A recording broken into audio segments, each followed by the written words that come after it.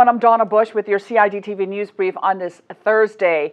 On Wednesday, just hours after arriving in the Cayman Islands, a delegation of 8 senior executives from the Florida Caribbean Cruise Association met with government ministers and senior government officials to discuss the safe return of the cruise industry to the Cayman Islands. After a busy day of meetings, tourism industry partners had the opportunity to speak directly with the FCCA executives at an event hosted by the Ministry of Tourism. We have used every single opportunity to talk and discuss the most important and pressing issues concerning our cruise tourism sector. At the very top of the list are health and safety protocols. Because right now, due to the pandemic, we have no cruise industry at all, and that's a sad day for our country.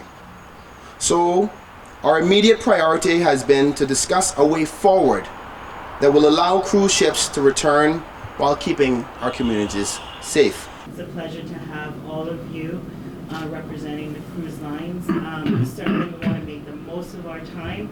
So I would say gloves off, let's put it all on the table so we can have a very active discussion. The Florida Caribbean Cruise Association was established back in 1972 and is now composed of 22 member lines, which collectively operate close to 200 cruise ships. FCCA President Michelle Page had this to say about the Cayman Islands on Wednesday. And the cruise industry is looking forward to renewing one of the best relationships that we've ever had in the world with the Cayman Islands.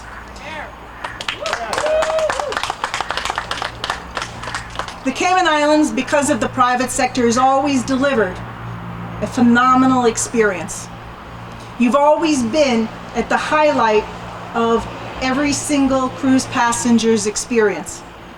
So it is only fitting that with the work that's being put into place to make sure that we're going to elevate the product and elevate the expenditures that the passengers and the crew spend in the Cayman Islands, that this is going to be a very rewarding time.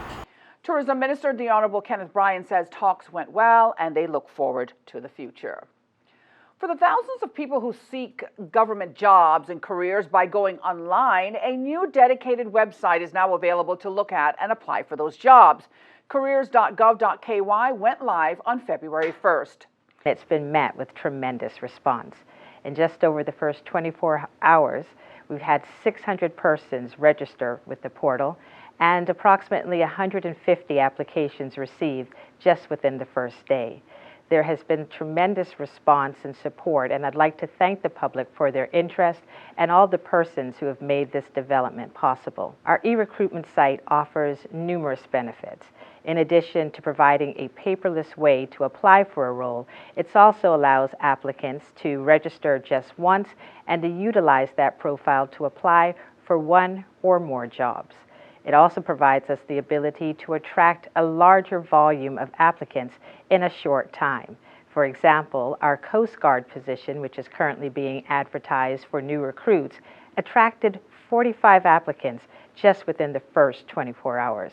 The careers.gov.ky new e-recruitment portal is a great way to attract new talent, and it has new features, and feedback is welcomed about the new site. You can email careers@gov.ky with any feedback on your experience.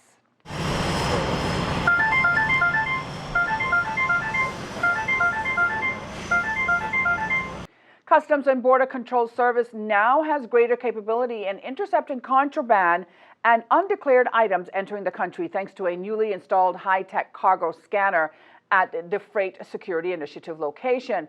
The scanner costs just over $3 million and combines a high-energy X-ray imaging with integrated equipment identification to help relevant officers inspect cargo containers for nuclear material, weapons, hazardous materials, contraband, undeclared cargo, and other items of interest. The concept of this was that this vehicle, if you can't really see it behind here, but the mobile scanning vehicle the CBC had was coming up to be renewed in terms of its warranty, and the decision was that instead of going for a gantry operated system, that we would go for a portal system that's more user friendly and efficient for trade. So we carried out the procurement back in 2020, but obviously with COVID hit, that was delayed for quite a few months until things got back together. And all the vendors that bid on it were very high professional. We had Smith's Detection, Leidos, and a couple of others, which were the top people in this field. Leidos ended up being the winner, and when we were trying to look for a scanner, and I think the easiest way to describe it was you're trying to buy a cell phone. I mean, a phone can call, it can text, it can do all those things. That's what a phone does, but there are many different brands of phones, just as there's many different kinds of scanners. We weren't just looking for the scanner, we were looking for a vendor that would be able to capitalize on that expertise on what they do in terms of security and surveillance, and Leidos was top of the line in everything. CBC Director Charles Clifford said this new scanning system will enhance the CBC's law enforcement capabilities and support our interdiction efforts to reduce the illicit importation of drugs, firearms, and other weapons. Now, attending the unveiling of the new scanner was CBC staff, government officials, and senior civil servants. Turning to our forecast, tonight we can expect partly cloudy to cloudy skies with a 20% chance of showers. Seas will be moderate with wave heights of 3 to 5 feet. Tomorrow will be similar weather conditions, but temperatures will rise to the low 80s. The outlook is for moderate and northeasterly winds from Saturday morning as a cold front approaches the Yucatan Channel. Turning to the synopsis for today, you can expect moderate southeasterly winds and moderate seas for the next 24 hours. It's all in association with a high pressure system over the western Atlantic. Satellite images show a few low-level clouds that are over the Cayman Islands area. They're moving towards the west. And remember, you can go online to weather.gov.ky for the very latest in our weather conditions. And that ends today's news brief here on CIG Television. I'm Donna Bush, wishing you a safe and wonderful night and inviting you back here again tomorrow to join us. Until then, bye-bye for now.